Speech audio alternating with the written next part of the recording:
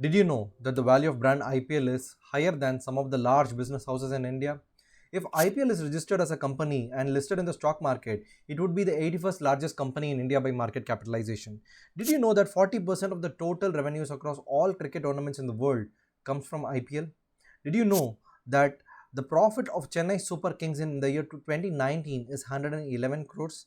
What's behind the genius business model of IPL and what are the economics? This is what we are going to see in today's video. Welcome back to Make Smart Decisions. The objective of our channel is to make complex topics in a very simplified manner with examples. If you have not subscribed to our channel, please consider subscribing and press the bell icon. Now let's get into the video. Now, before we get into the business model, let us understand how big IPL is. So these are the top four sports leagues in the world. So of these, three are there in the United States, and this is from the Britain. If you look at the total revenue from each of these sports tournaments, IPL doesn't even have 1/10 of it. But this is not the only metric that you should look at. The number of teams that play in IPL is much smaller compared to all the other sports tournaments. Not only that, the age of IPL is very small. IPL is the youngest sports league across all the big sports tournaments in the world.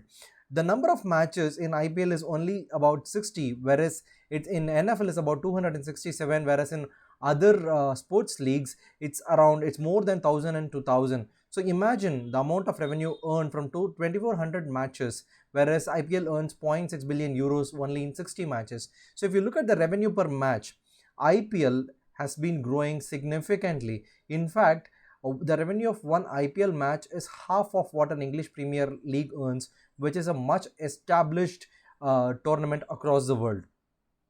Now, before we get into the revenue streams, let's understand the ecosystem of IPL. The IPL ecosystem has these important players. First, the BCCI, Board of Control for the Cricket of India. Second, the team franchises, the IPL teams. And number three, the broadcast rights owner who telecast these IPL matches across the globe.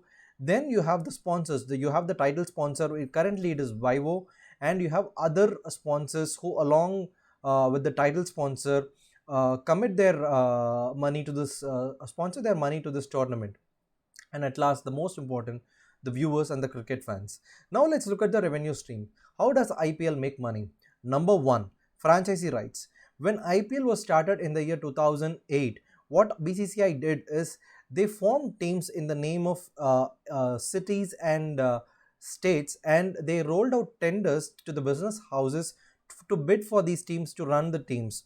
And of these were the initial bidding prices of these teams, and these prices should be paid to BCCI over a period of 10 years. If you look at it, Mumbai Indians is the team that went for the highest bid amount. Chennai Super Kings went for around $91 million.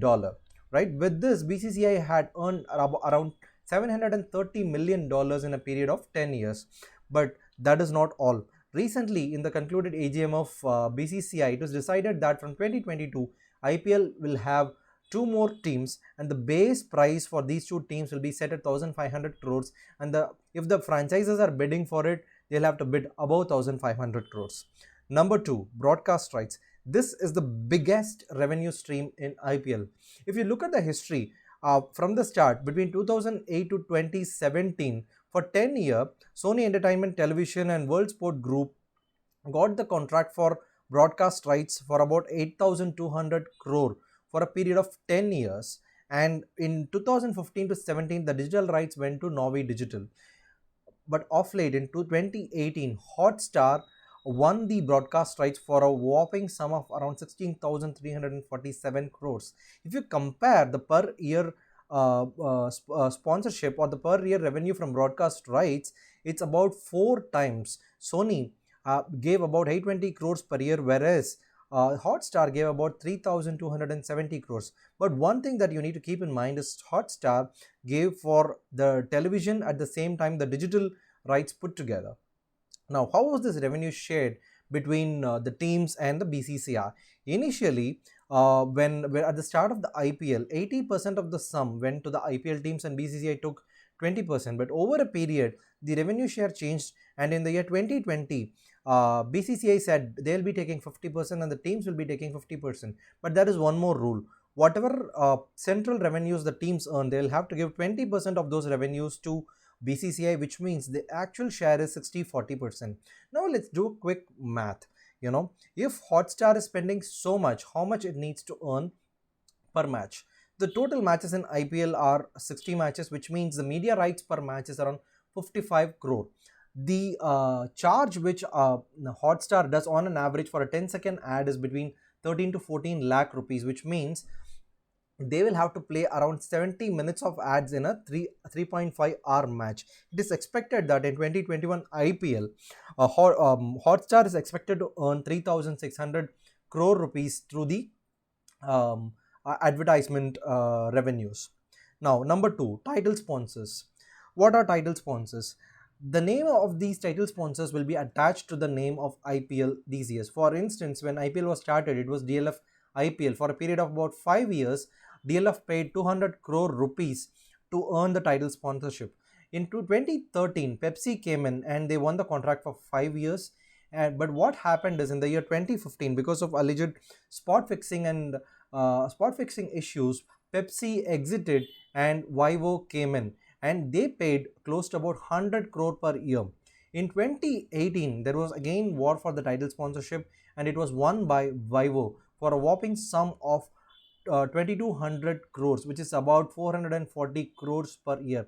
But what happened is in the year 2020, because of tensions between India and China, Vivo had to exit for a period of 1 year, during which Dream 11 took over and it bought the title sponsorship for around 222 crore rupees. Again in 2021, Vivo returned as the title sponsors with the same contract. Now, how was this revenue shared? This revenue is also shared as in the 60-40 ratio between BCCI and the IPL franchises respectively. Number 4, the stadium revenue. Any IPL matches till 2019 was happening in the home stadium of one of the two teams. The biggest revenue which the teams used to earn from these stadium revenue is the gate passes. If you look at MA Chidambaram Stadium, it's around 50,000 capacity. If you look at Eden Garden in Calcutta, that has the maximum seating capacity in India next to the Narendra Modi Stadium. So teams with much larger stadiums used to earn higher revenues. Number 2, not only the gate passes, there are ads playing across the stadium, be it the stands, be it the display panels in the boundaries, be it the boundary ropes. Everywhere you can see ads and the teams get revenue for all these ads. Number 3, there would be product placements. Say for instance, Tata Harrier was placed as a product in all the IPL matches. These companies would pay a significant amount of money to the IPL teams. This stadium revenue is shared between the State Cricket Association and the IPL teams. Now, team sponsors and team ads. If you look at the jerseys and any of the accessories of the players, you can see so many brands that have sponsored them. All these sponsors goes directly to the franchises. Not only that, when a cricket team comes in a TV ad with their respective jerseys, this ad revenue is completely paid to the franchises. If the player comes alone without the jersey of the team, then those ads go to the player. Now, number 6, merchandise sales. So not only in the stadium but also offline and throughout the year, the jerseys and various accessories and branded accessories of these teams are sold online and through various outlets. The entire merchandise sales goes to the IPL franchises. And number 7, this is the smallest revenue stream, which is the prize money. In IPL till 2019, the winner used to earn 20 crore and the runner was around 12.5 crore. But 2020 onwards, the amount was slashed to half. The winner will be earning 10 crore and the runner will be earning 6.25 crores. Now, let us understand the total revenue with an example, right? Now, let's take from the annual report, we have taken the revenue stream of two of the biggest IPL teams, Chennai Super Kings and Mumbai Indians. As you can see, Chennai Super Kings earned a revenue of about 410 crores in the year 2019, whereas Mumbai Indians earned a revenue of about 376 crores. As you can see, the major income is from the grant of central rights, either it's through the broadcast rights or through the title sponsorship amount. Now, these are just the revenue streams. There is a significant amount of cost that these teams need to incur. What are those? Number one, they'll have to pay for the team players and the staffs. When you say staff, you have the managers, you have the physiotherapists, the people who take care of the team, the franchisee fee which they have to pay IPL on an annual basis, the insurance, and the other administrative expenses where the teams have to travel and stay. And not only that, all the teams need to promote themselves. For instance, the promotions team of Chennai Super Kings is Whistle Podu and Halla Bol for Mumbai Indians. For those promotion schemes, the team spends substantial amount of money. If you look at this example, CSK had a cost of about 248 crores in 2019 and 258 crores in 2020. Now, this is the net income of Mumbai Indians. As you can see, Mumbai Indians earned a profit of about 91 crore in 2019 and around 58 crores in 2020. Same is the case with CSK. In 2019, they earned a whopping sum of about 111 crore, and in 2020, owing to the pandemic, all the profits of all the teams reduced. Now, I believe you would have understood the revenue model and the business model of the IPLs. So, what next?